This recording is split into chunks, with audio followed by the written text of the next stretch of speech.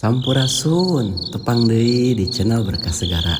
Mangga wilujeng ngabandungan cariyos pedang wasiat bagian anu salajengna. Wilujeng ngabandungan mugia janten pangguberahmana.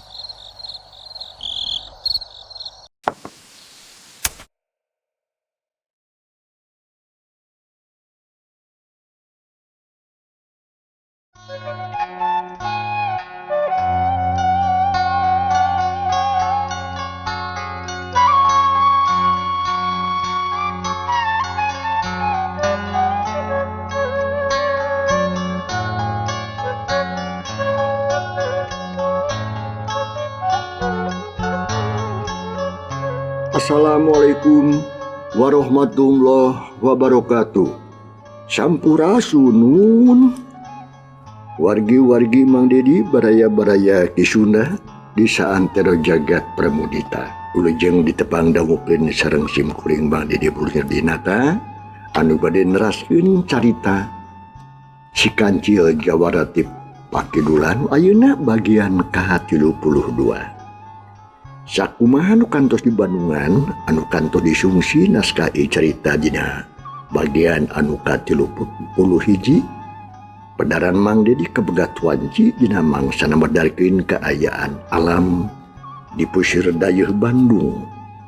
Alam isuk-isuk malah rebun-rebun keneh khususna Madit Pangbuyan alias Obag, khususna ka si Jamring, si Somed sareng si Peci harita teh are kalaluar kalawan demit di eta panjara nya.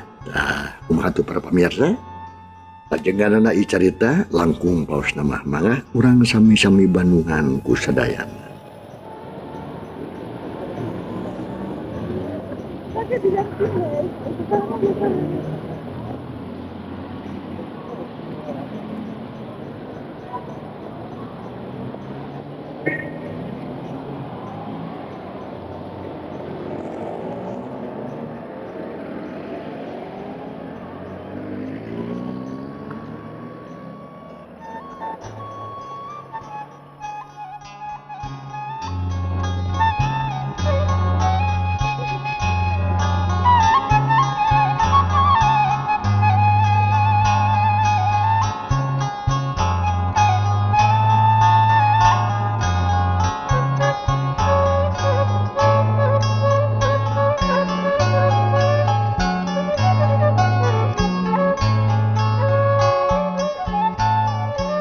Mangsa alam isuk-isuk harita teh di Pusir Dayeuh Bandung, khusus nama di Obag alias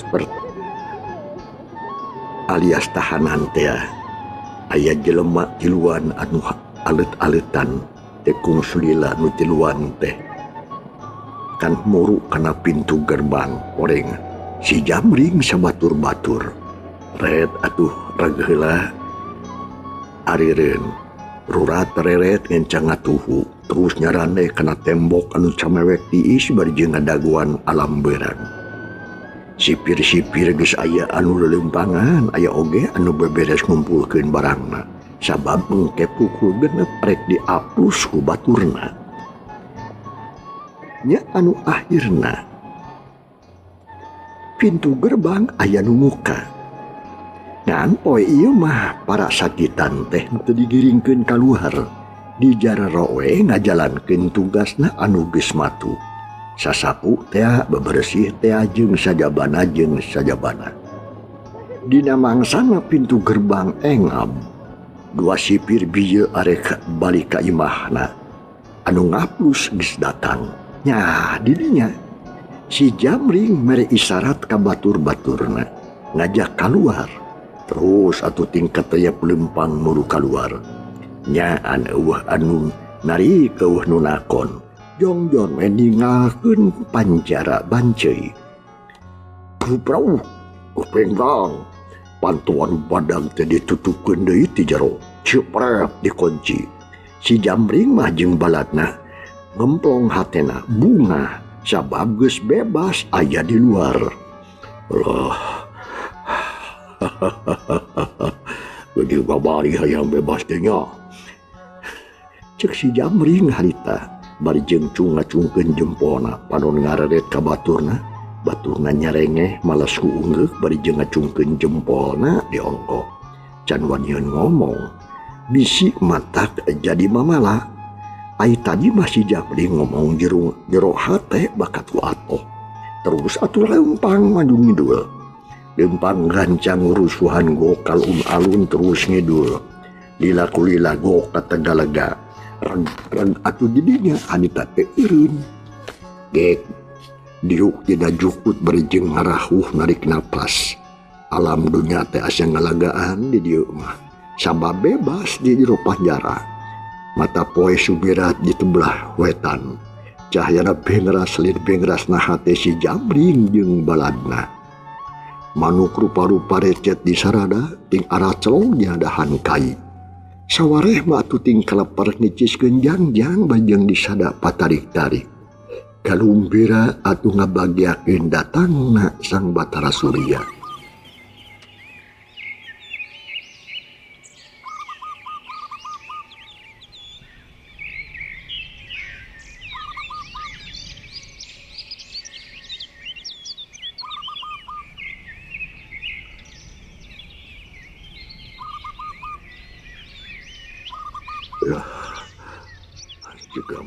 Jika nama di dia mah menang ngomongnya geus jauh tadi panyara cek si Jamring ngamitian ngomong alah nya kan menang atuh da di dia mah lin meureun deui meni geus kaluman teu menang ngomong teh duh loba omongan anu teu bisa kadal cek si Somen bari jeung ngrengkap ranjung jiga nu eungap manehna oge geus sayang ti tadi ngomong teh aya ngabudakeun ka bunga hatena ngan wayahna we dikemu dina hate masing-masing. Bagjanya Kang. Karek oge sababaraha poe di jero panyara aya anu ngabelaan. Hebat si Abah teh nya boga ilmuna. Nya ceuk si Peci harita bari gogedeg muji kana kahebatan ilmu Bah Wadria. Lah, kudu tepi ka kitu ilmu mah euy. Lah kagok-kagok lakon nipu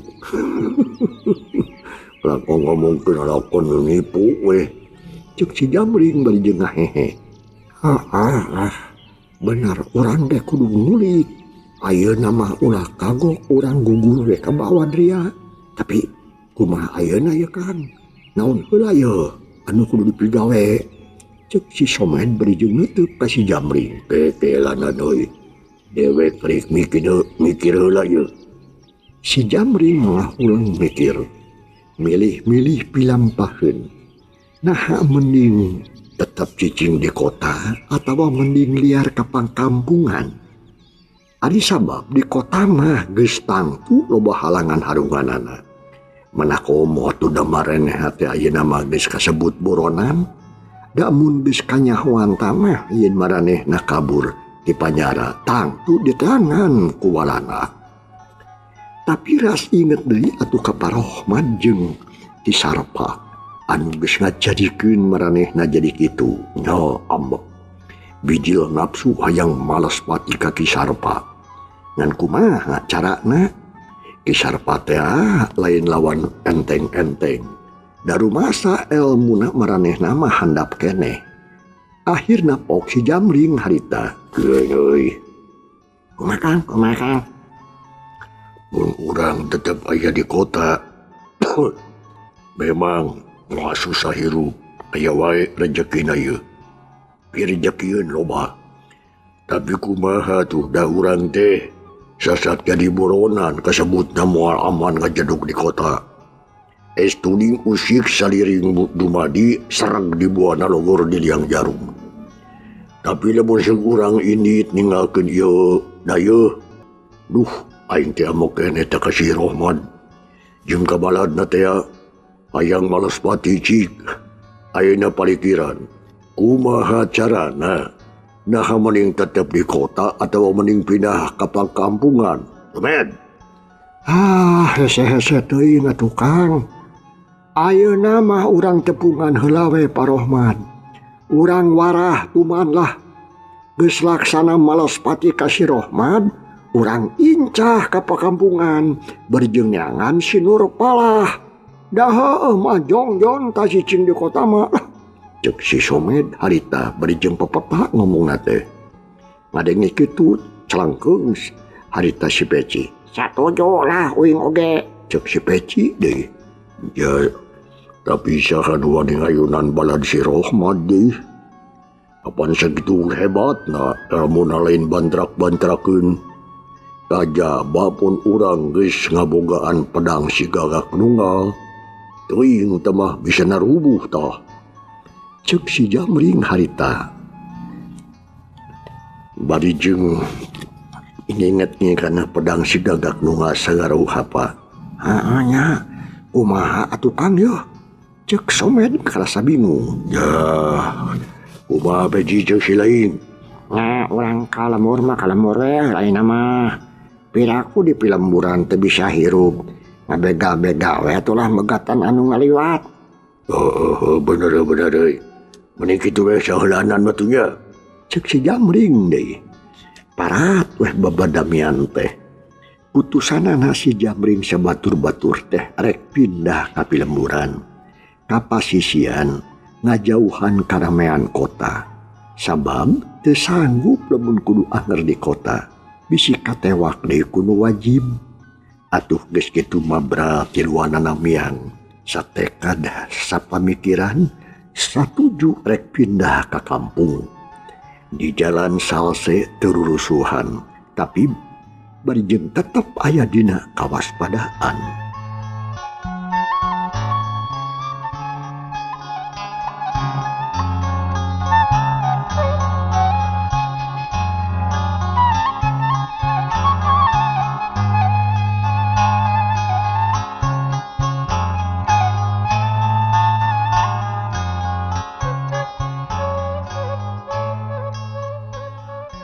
Tasubri para wargi, urang jojo ringkesna mangsa ieu carita. Gancangna ieu carita eta tilu jalma teh geus jauh ninggalkeun kota Bandung. Leumpangna atuh harita mapai-mapai jalan satapak anu nanjak. Kencak katuhun rembet ku kakayon jeung rarambu jalan. Sakapeung mah leumpang teh atuh kudu nyuwai-nyuwaikeun kaso jeung eurih anu ngaroyong ka jalaneun.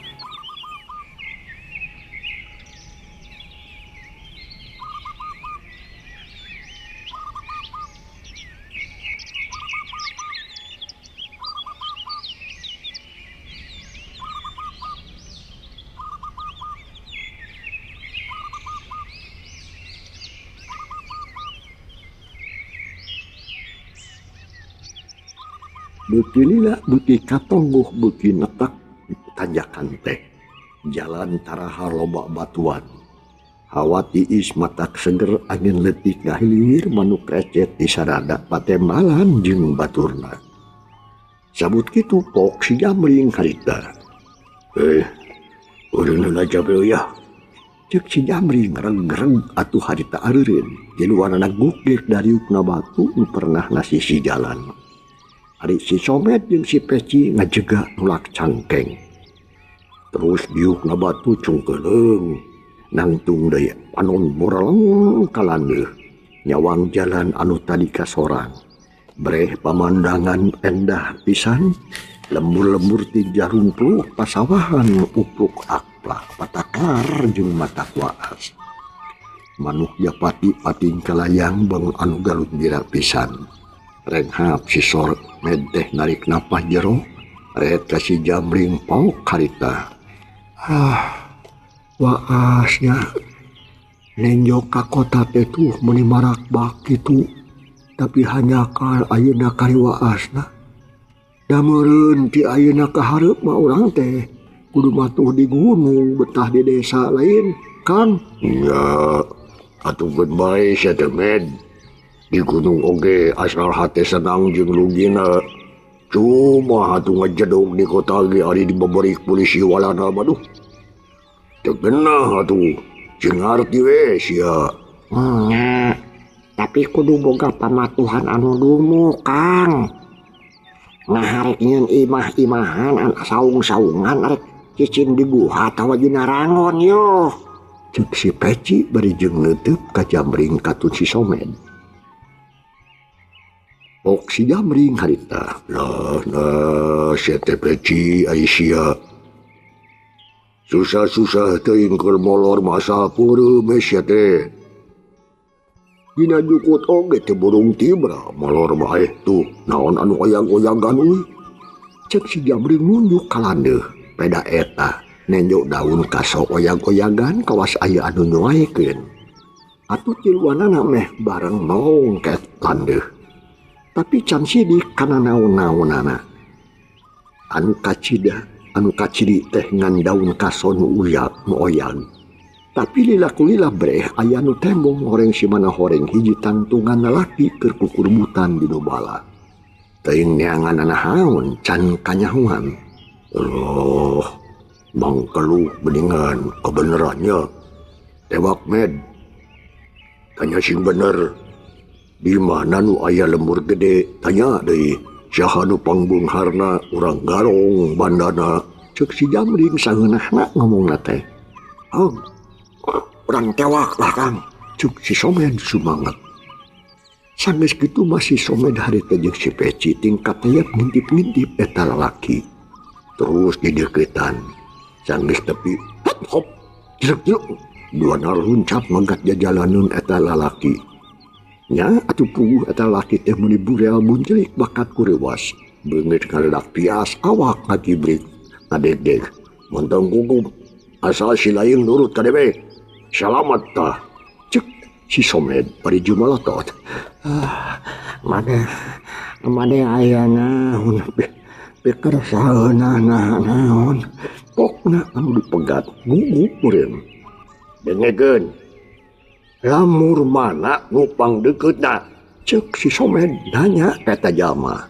Oh, lemur bojong emas. Non? Lemur bojong emas tuh di ditu. Cek eta lalaki bari jeung nunjuk ka belah kidul semungetan. Nuduhkeun lembur anu katelah bojong emas. Saha tah nu pangbungharna di dinya? Jeung saha anu pangbungharna jeung anu pangjagona? Jawab. Jago baseur. Nu pangbungharna Haji Endik. Ya, Haji Endik. Boga naon? Nu kagungan peternakan sapi pres. Cek eta laki teu hese nembalan. Nu bener sia nyungur. Ya. Tuanya sia teh jago loba-loba teuing. Ukur hiji atawa dua jago mah. Cek si Somed muncerang. Sesemuhun apan abdi ge jago. Cek eta laki gugup ngomongna teu puguh. Goblok sia. Nu dimaksud ku aing mah jago silat, jago gelut, lain jago jalu. Sorry sia. Di bojong emas mah teu aya jagona. Kulan. Kajian deh gitu mah. Jigenit. Ini sia. Et makan hulu sia kain. Mangga. Lagi nu tak ditanya teh munir atoheun. Semu gempeur deui. Kencis buru-buru ini semua anu rusuh. Meniti serikna lumpat cakakak si Somed jeung si Peci seuri. Kala atoh nih batur ruwaseun teh. Terus nyamperkeun deui ka si Jamring anu ngadaguan bari jeung diuk dina tunggul tangkal kai. Maju dah. Lemur bojong emas cenah Kang. Non? Lemur bojong emas. Anu beungharna teh Haji poho. Naon ci? Nik. Haji Nik. Anu boga peternakan sapi perah cenah. Loba duitna jiga namanya. Ya Kang nya. Ayo ini teh euy. Urang ngajungjung ka dinya. Ka mana? Ari akangku toreknya. Bojong emas. Nah teh. Seburu. Ayo tuh arek urang ini. Nya ayo atuh.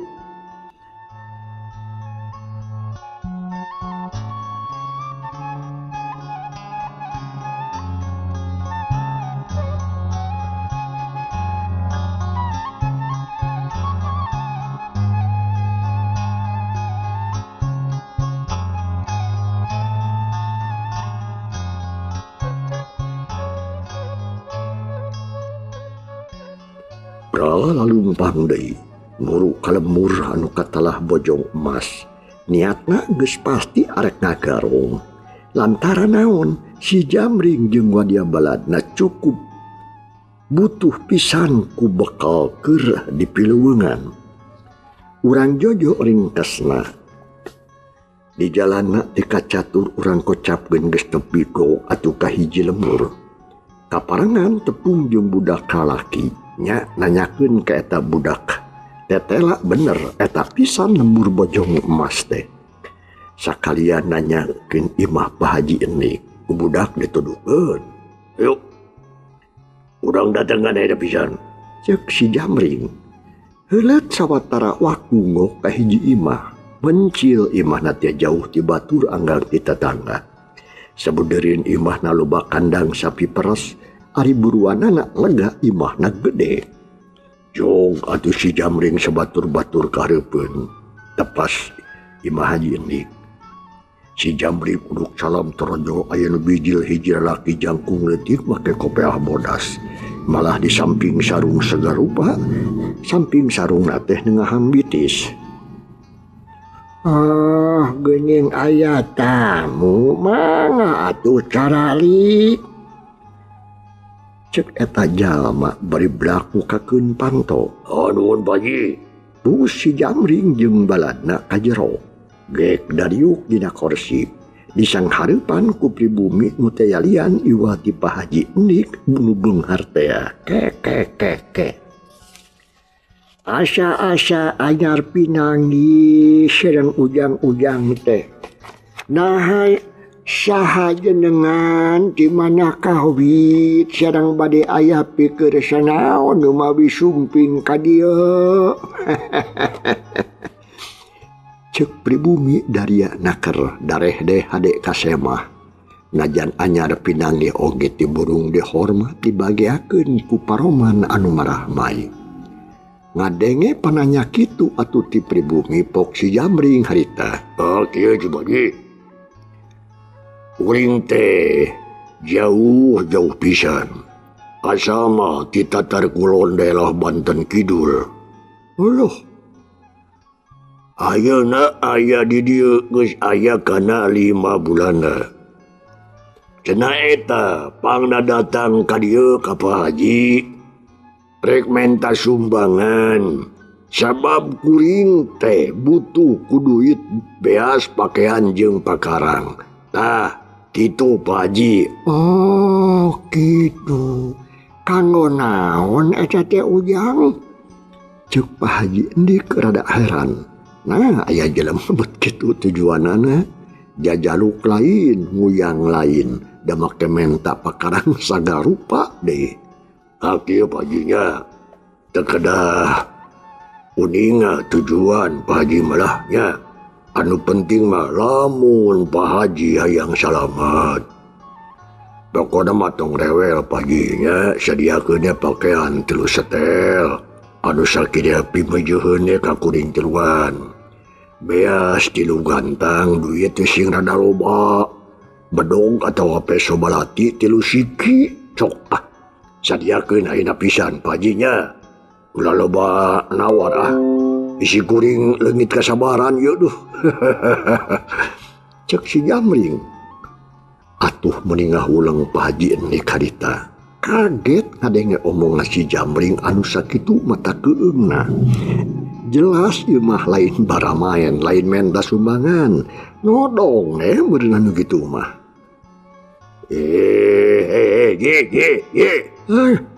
Lain hahahohok kalang ahuleng. Hayang diduruknya rupina mah ieu gogobrog teh nya. Cek si Jamring bari neuteub ka Pak Haji. Ulah rusuh. Tenang. Geun, Bapak rek mikir heula. Cek Pak Haji Enik bangun reuwas. Raraina ge rada sepa. Dina manah istighfar sababaraha balikan terus mikir sabisa-bisa. Nah kudu kumaha. Ulaila teuing mikir Haji. Bilih di podaran ku abdi. Si Jamring jeung sieunan. Atuh diketukeun mah Haji Enik harita kuat ngahuleng batah nembalan. Haji Nik mikir nulungan teh perlu. Sabab jeung papada manusia memang kudu silih tulungan. Tapi nulungan jeung mere nginjem atawa nyumbang puguh aturanana aya anu haram, aya anu wajib jeung aya anu sunat. Ari ayeuna Pak Haji Nik dipenta sumbangan. Sasat kudu nulung kanu butuh dalang kanu susah. Nah wajib, sunat atawa haram. Lebah dieu Pak Haji bingung nantukeunana. Dacan kanyahwan tujuan si Jamring nusa nyana. Atuh jadi bingung anjeunna teh bisi asup kana nulung anu hukumna haram. Gang. Naon Ji? Punten bae. Kanggo naon make nyuhungkeun pakarang sagala? Bapa mah jadi bingung jeung hariwang. Nya, ari menta baju jeung beas katut duit mah kaharti ku bapa ge. Eta mah keur pangabutuh sapopoe anu memang diteangan ku sarerea. Ku bapa rek dibere. Tapi ieu pakarang cik yang. Keur naon ai pakarang atuh? Pak Haji hoyong uninga pakarang. Sumuhun ujang. Ya Pak Haji, keur mencit Bapak Haji. Jeung si Jamring bari jeung ngalotot. Aduh, kebung atuh Pak Haji ngarenjak greuwas. Istighfar ge bener tuh. Betul. Istighfar oge bener bemitina kaditu mah ngacapruk bakat kusieun ku si Jamring. Rada lepat sasauran teh ujang. Dah make salah. Ayo buktikeun buru-buru. Sakalian jeung kejona, jeung pais bibitna, jeung rokona, ududna. Pokona bertambah ku samo tarasi make jengkol. Alah, lalabna singeuna euy, buru. Pak Haji diketukeun kalah ngelaper. Keung ngadenge kitu mah. Eleh dee terus ngojengkang buru ka tukang rek nepungan bojona. Cina nyayagikeun sangu jeung deungeun-deungeunna. Geus kitu atuh milihan pakaian anu sakira mah di si Jamring jeung baturna. Kaperangan aya kampret bodas atuh geus salayu sekar. Carana komprang hidung jeung iketna sakalian 3 setel. Bojo Bapak Haji colohok dengartieun tapi teu wanita tanya itu tatanya ieu pokona mah nurut kana parentah nu jadi salakina. Nyiuk beas 3 gantang di wadahan kana jimpok. Dibuntel deui kelawan page. Bro, beas jeung pakaian ditepas. Kahareupeun si Jamring pro deui duit 100 receh wungkul. Ngan peso jeung bedog anu henteu disayagikeun teh bisi keur nodong cenah. Kah ujang, aya sakitu geuning pakarang mah teu bisa mere bapak teh jang teu boga. Boga hiji ge paranti ka kebon bapak sok butuh. Cek Pak Haji Ndik bari nunjuk kana tumpukan barang. Mana ge jo itu nu bisa diakeun ku ibuna. Si Jamring jeung balanna geus teu boga kaera. Laku lampahna teh estuning nyirca. Menta bari jeung maksa laku lampah teu pikaresepeun. Bahasa sugal sikep kereng teu aya piliheunana. Sabadana disayagikeun sangu jeung deungeunna berak atuh tiluan dalahar. Pak Haji mikir kumahakeun ieu jelema. Nah kudu laporkeun kanu wajib kitu atawa antep bae sakahayangna. Tungtungna mah Pak Haji Ndik bingung. Ya nu akhirna mah pasrahkeun we rek diantep bae cenah. Atuh laluasa si Jamring jeung baturna teh. Dahar seubeuh duit menang, beas menang pakaian dibere, sanggeus seubeuh mah terus harita kena oge amitan miang bari jeung ngagemo. Dijajabkeun ku paneuteup Bapak Haji Ndik jeung pamajikanana bari jeung toleh istighfar. Kasubri para wargi, can urang tunda kaayaan Pak Haji Ndik sakulawarga. Ayeuna urang tuturkeun lalampahan si Jamring sabatur-batur.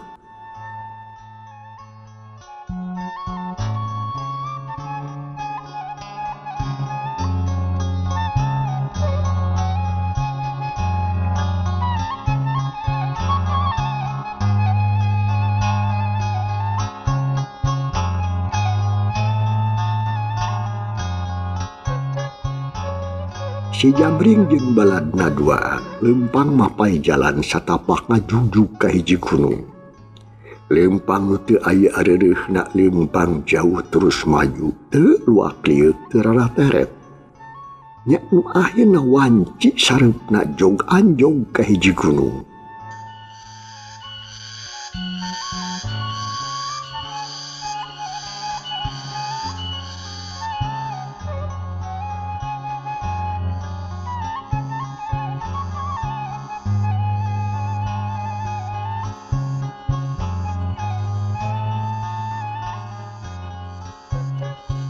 Ngere treang di sarada mapaesan kaayaan alam harita. Manuk-manuk atuh meniting alabring ngangan pangaubanana. Kujrag atuh harita babawaan ditunda renghal tarik napas kesangucur sawak-awak. Aduh, asana aman di dieu euy. Nya ieu lembur urang ge. Geus yang kedua, hayang dicing di lemur dan sejen. Komo di kota melah. Orang di dia bela supaya aman oi. Cek si Jamring ka anak buah na diselang kuru renghap ranju bakat ku cape. Pok si Peci harita. Dina naon hee satu kang. Cek si Peci beri nutup ka si Jamring. Lana ari si onggoan teuing. Asa peureum mata. Asa poeke sia teh mata. Tuh, turutan manuk. Tuh, deuleu sia. Turutan bajing. Di kasuran kujujukutan garing kau getib rahasia malolor. Jeung si Jamring bari jeung nutup. Kasih Peci pok atuh harita si Somed anu nembal. Asa hese tuh eta mah lah. Keun isukan pabuburan urang ngeangan anu merenah. Itu tekad jeung tujuan si Jamring sebatur-batur. Nya ti harita kaum dangu. Si Jamring sabalad-balad teh matuh di Gunung Halu. Geus buleud kayakinan sarta geus giling pikiran arek matuh we di eta gunung cenah.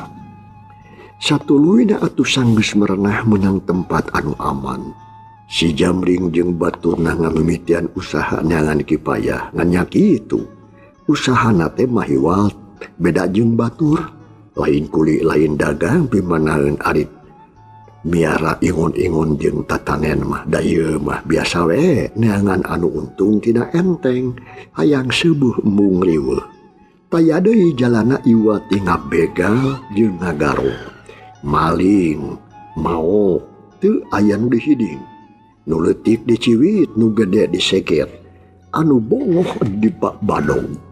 Nu ngahalangan dibawa jadi garong jadi bangsat begal jeung meres taya pisan kasieun. Cag para pamirsa, ieu carita urang tunda heula. Kumaha atuh lajenganana? Insyaallah mani dieu baris nurutkeun ieu carita baris maju kana bagian anu ka 33 nya. Atur nuhun kumarupi perhatosanana ujung kantun kasadayana. Wassalamualaikum warahmatullahi wabarakatuh.